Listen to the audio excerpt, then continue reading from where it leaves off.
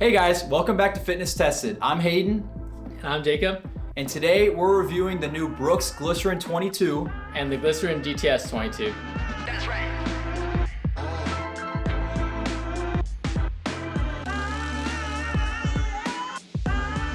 Okay. So what are some things you're noticing on the run? Something that I'm noticing is I've gone on a few runs with these. Great shoe. I would say it's super bouncy. It's got the same foam. It's got the DNA Tune. Yeah. It's got the DNA Tune foam, which is the same as the new Brooks Glycerin Max. So I'd say it's really fun to run in because the foam is just super bouncy. I would say they made the upper a little bit thicker and a little heavier, which is where that extra 5 ounces in the new shoe comes in. I wouldn't say it's a bad thing. I'd say it locks in a bit better, and it's still breathable with these, with the things up here. I would say it's still breathable. What am I trying to say? What are these things? Little bubbles? Or air vents. Yeah. I would say it's still breathable with these little air vents up in the upper, so I think that's honestly fine.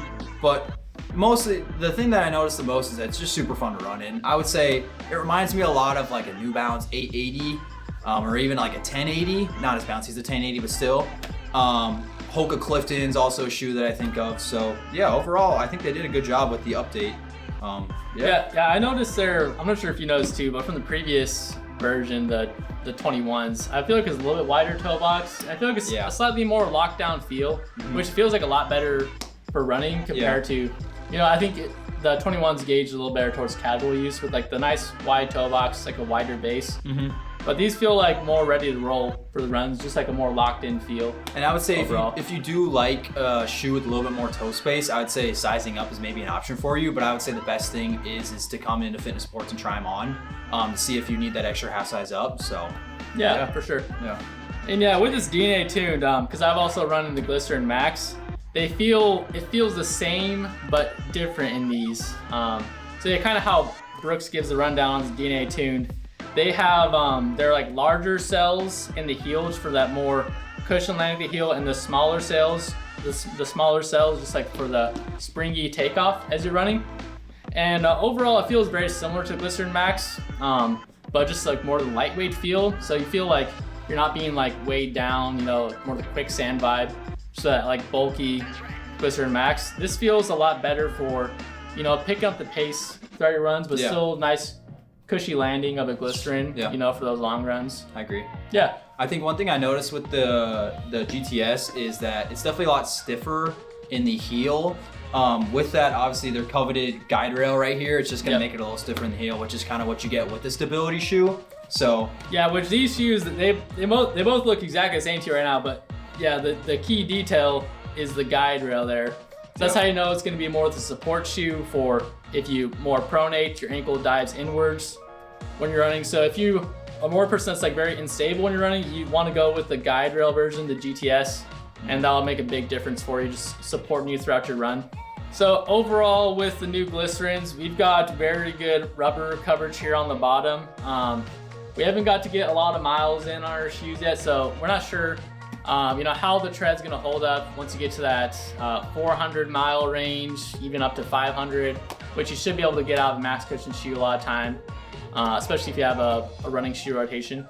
But overall, in some of the more wet, icy conditions, haven't been slipping around. It feels good just with all that rubber coverage. So what's this new heel collar here that they put in the shoe? Yeah, they got this new little pull tab at the back, which I'm really enjoying.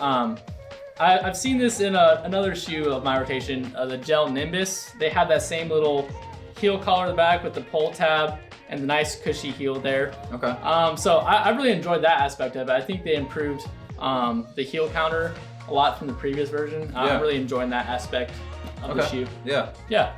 Any thoughts on your side? No, I like that kind of added cushion behind the heel. I think it locks it down a bit more for me, which I like. So no heel slippage for you. Yeah. That's kind of the main thing that I got from it. So what do you think you'd use the Glycerins there for? What type of runs would you use it for, Hayden? I think they're perfect for easy runs, for anything that you're moving pretty slow for. I think also these shoes would be great for a run where maybe you want to pick up a little bit and you want to go a little faster. I think for a general like I want to go really slow, this shoe's great for that. It's going to do well. But I think maybe an easy run where you're feeling all right and you want to pick it up at the end, the shoe's going to give you the energy return that you do need for that added pace. So I think that shoe would be great. I would say they're probably on the slower side of a tempo or like a workout or speed workout. But I would say like for easy runs and anything kind of like picking up a little bit, this shoe's perfect for that. So yeah, and I think I agree with you there. It is much better for those easier days, just like a nice comfortable fit in the upper. So comfort's key when it comes to your running shoes, and a good cushion landing with the new DNA tuned. And yeah, it can, go towards those tempo runs, but it's more gonna be on the slower end of those tempo days or the intervals. You're not gonna be able to pick it up to your full speed you'd want to like in another pair of shoes. I will for your rotation. So yeah, I will say so the upgraded version of this model is the new Brooks Glycerin Max, and I would say that's a great shoe for easy runs, for speed workouts, for tempos. I would say if you're not wanting to spend $200 and you'd rather get a $165 shoe, this is a great shoe for that. It's gonna be, I would say it can do almost everything the Glycerin Max can, just a little bit less. So I think if you're wanting just a cheaper all-around shoe for you, this is a perfect option for you.